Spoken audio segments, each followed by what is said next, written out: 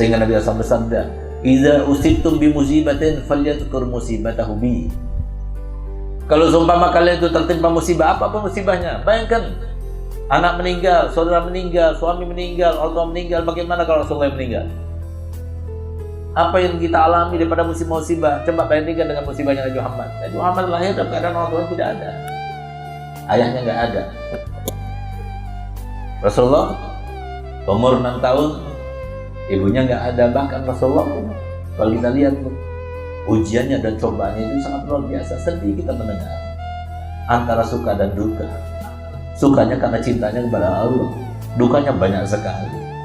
Bayangkan, Nabi Muhammad 4 tahun dilahirkan, dari mulai dilahirkan bukan bersama ibunya, tapi bersama Sayyidatina Halimah Sa'diyah.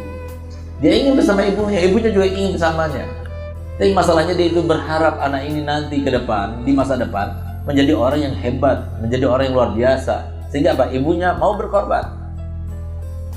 Begitu kemudian setelah 4 tahun, kembali lagi kepada ibunya Sayyidatina Aminah, karena Sayyidah Halimah takut. Karena 2 kali sudah yang namanya dadanya Nabi dibelah oleh malaikat dan dibersihkan. Bukan dibersihkan daripada kotoran, tapi ditambah kebersihan di atas kebersihan yang sebelumnya. Sehingga dia itu takut sampai terjadi sesuatu sementara Nabi Muhammad berada di dalam naungan mereka atau dalam genggaman mereka.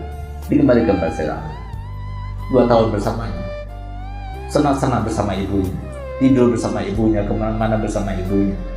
Sampai suatu waktu ibunya berkata begini, "Nak, aku ingin sekali berziarah kepada ayahmu. Ayahmu dulu meninggalnya ketika dia berdagang untuk mencarikan bekal buatmu. Tapi sampai di Madinah ternyata dia sakit dan kemudian dia meninggal dunia. Ayo kita pergi ke sana, kita ziarah." Berangkatlah Sayyidatina Aminah bersama Nabi Muhammad. Subhanallah, begitu sampai di Madinah, bertemu dengan saudara-saudara Sayyidatina Aminah yang kebetulan memang keluarganya dibaikan di Madinah. Maka kemudian mampir ke makam ayahnya. Di saat beliau itu sedang berziarah ke makam ayahnya itulah kemudian terjadi suatu kejadian yang sangat menyedihkan. Kenapa? Karena pada saat Sayyidatina Aminah berada di kubur ayahnya, maka beliau itu melantunkan banyak syair, bait-bait syair yang menandakan tuh, anakmu Abdullah persis seperti kamu, bahkan itu lebih tampan lagi, badannya begini begitu dan sebagainya. Tapi habis itu ketika keduanya menangis mengingat kepada ayahnya, tiba-tiba Sayyidatina Aminah memegang perutnya karena kesakitan. Subhanallah, akhirnya ibunya didekap oleh Nabi kita Muhammad SAW. Dan saat itulah kemudian Nabi SAW berkata begini, "Ibu, kenapa ibu? Kau sakit kali ya?" "Mulai saat ini wahai anakku Muhammad, kalau engkau memerlukan kepada sesuatu maka mintalah kepada Ummu Aiman."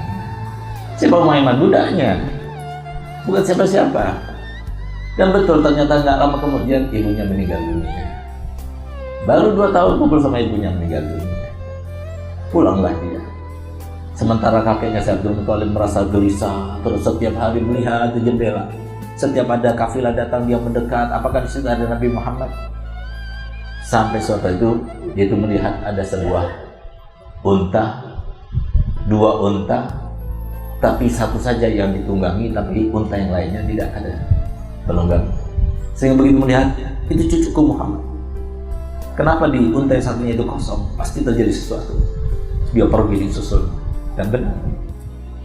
Begitu Nabi kita Muhammad SAW bertemu dengan kakeknya, dia meloncat dan dia mengeluk kakeknya. "Kakek, ibuku meninggal dunia." Sehingga kemudian kakeknya memeluknya dan mengatakan, "Muhammad, walaupun kau tidak punya ibu dan tidak punya ayah, aku adalah kakekmu. Aku adalah ayah dan ibumu. Engkau adalah jiwaku, engkau adalah hidupku." Sehingga saya betul begitu menyayanginya. Karena Nabi Muhammad adalah seorang anak yang begitu menyenangkan, nggak pernah merepotkan. Subhanallah, di bawahnya ternyata 2 tahun meninggal juga. Jadi dukanya Nabi Muhammad SAW, seorang Nabi, seorang manusia yang paling mulia, dan karenanya kita tercipta semuanya. Tapi lihat bagaimana kehidupannya. Lalu kita katakan bahwa kita itu tidak kita bersyukur pada Allah Ta'ala, atau kita menyalahkan Allah Ta'ala, kenapa kau ambil anakku, Kenapa kau ambil suamiku dan sebagainya? Allah lebih tahu.